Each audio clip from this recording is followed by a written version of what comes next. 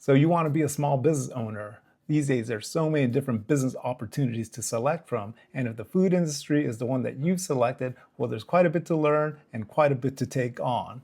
I jumped into food service and for over 12 years operated a highly profitable sandwich shop with yearly revenue of over $1 million. Along the way, I learned some key, valuable lessons that I want to share with you here today of my time under the lights. So this should be a very fun and exciting time in your life. The food industry is a whole different beast. It's a whole different animal, and you're going to invest a lot of your time, energy, and resources into it. And if there's some topics that I cover or don't cover that you want to go into deeper, I'm happy to make some other videos that can drill down deeper and cover all aspects of the business. So let's get into the ins and outs of operating a business in the food industry. One of the most valuable things that I can share with you that I learned early on and applied just about every day of operation was community.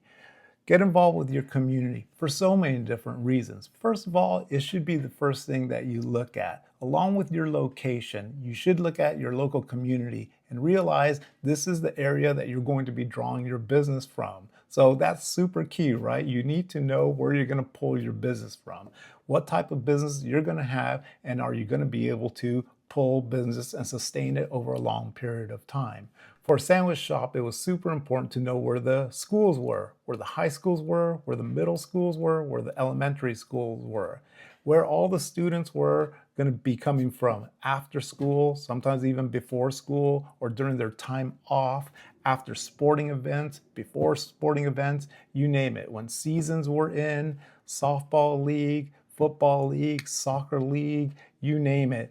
All those sport teams come to your facility. Knowing the parents in the community, knowing the government agencies in the community, the police department, the fire departments, the medical centers, the dentists, the lawyers, you name it. You get out there, you have to look around. Where are you going to pull from? We were near a park that on the weekends would just pop off with business. And then Monday through Friday was the school and all the medical facilities that ended up for years giving us catering businesses, luncheons, and all of those types of orders for us. So super key to know your community, understand where you're from, and once you get involved, once you open those doors, or maybe even beforehand when you have the opportunity to go visit these people, boots on the ground, you go knock on the door, say hi, introduce yourself, let them know who you are, that you're down the street and you're willing to earn their business. I can't stress that enough. It's so important that whenever I did that, it just came back to me. And you build that over time, you build that over the years, over and over and over, because students change and faculties change and the neighborhood changes. So you have to continue on top of that. But knowing where you're going to pull your business from, knowing where your customers and all your clients and all the relations are going to come from, very important. Not to mention that as I found it when I was out knocking on doors and detailing offices and work areas, I realized no other business owner was doing that. They would tell me that. So I would earn their business just by showing up, just by saying, hi, my name is Eric, and I'd like to earn your business. How can I do it? I'd give them coupons and discounts and all kinds of flyers and information. And just right off the bat, they love knowing the business owner, and they like to see the hustle. They like to see that you're out there trying to earn people's business. And there's no other way to say this, that when you're in the food industry, you've got to put your skin in the game. You're going to be there quite often. You need to be there. This is your baby. You've opened it. You've done all the work to get the doors open. You can't take a lot of time off to be away at the beach. You're there all the time, and you're going to be your team's leader, and you're going to be the leader of the shop.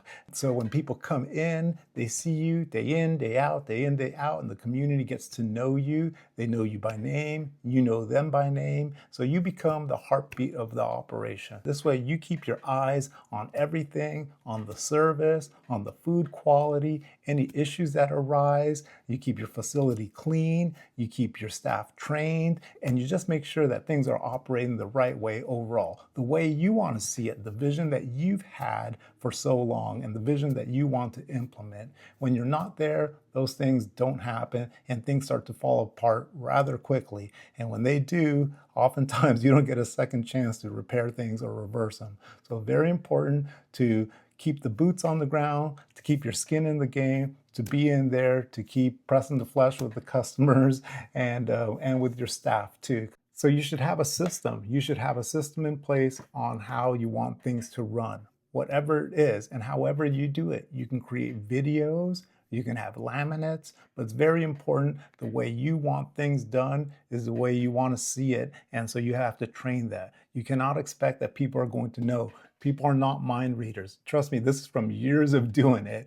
Even your staff changes over and over and over, and you have to be on top of it all the time. You need to know that they're going to operate the way you want them to operate, right? If they don't know, then they don't know, and they're not going to operate that way. And then it's just going to lead to a lot of frustration and a lot of issues down the line. When you bring people on board, let them know who you are. Let them know what you're about, what your facility is all about, what your business is all about. Let them know that they've hired on to work at a place that they can be proud of also, a place that has standards, a place that they're going to be happy to call their workplace. So you show them that you care, you show them that you care about your business, about the customers, and about the operation, and show them by videos. Maybe you record yourself or you record other people doing things the way you want them done. And then this way you can have them watch these videos, these training videos, and you have to make sure that they can tell you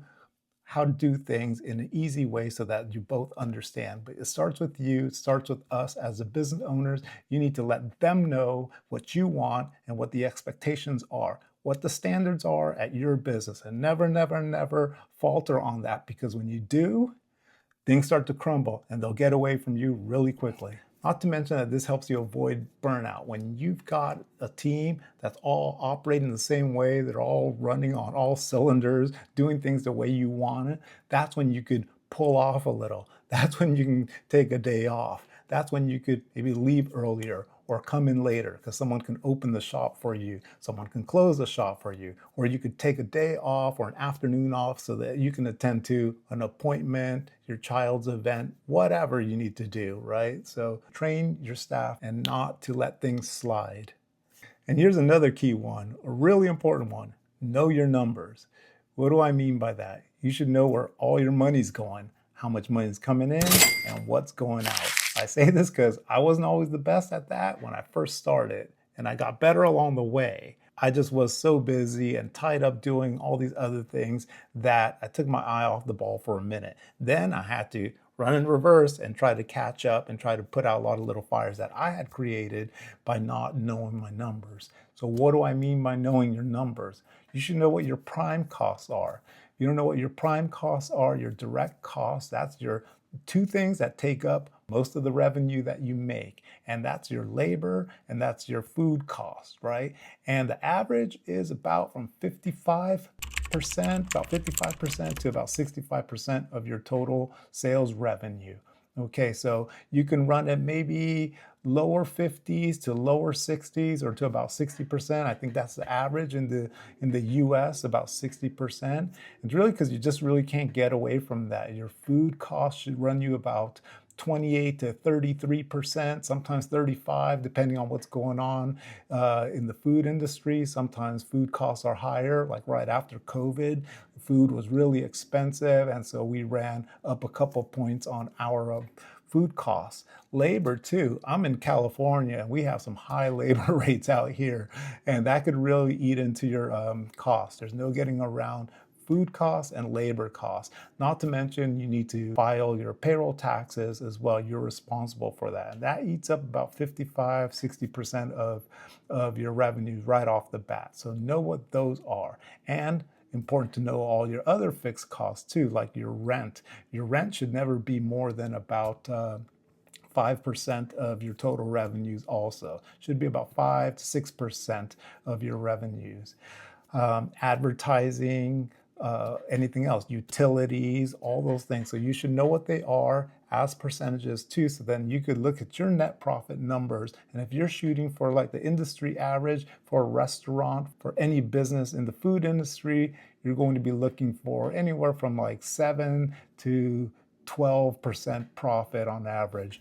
Some people operate a little lower, 5%. Some people a little higher, up to 15%. But somewhere in there is a sweet spot depending on what your overall expenses are, what you're selling, what your labor costs are, etc. But you should look to shoot somewhere in there, somewhere between 7 and 12%, maybe 10% if you want to tell yourself that. So you could write all this out even before you get going. You could look at what your costs are going to be and if you're going to hit your target. And once you get rolling, then you're going to have to want systems in place to control those food costs so your staff isn't wasting food product or giving things away, because all that stuff will slowly eat up your costs, and you'll see your food costs rise up a point or two or even three. And at the end of the month, instead of earning 10%, you've earned like 3% less because your food costs went up, right? Same thing with your labor and inefficiencies. If you have a system in place, if you have systems on how to run things, then there's no time for inefficiency. And when you have systems in place, then you can operate profitably and you can stay on track and you can hit your labor target. If not, things become really inefficient and people are fooling around and not doing the right things, and then you're gonna have to pay extra just to get those things done. And easily you can knock out another 3% just like that.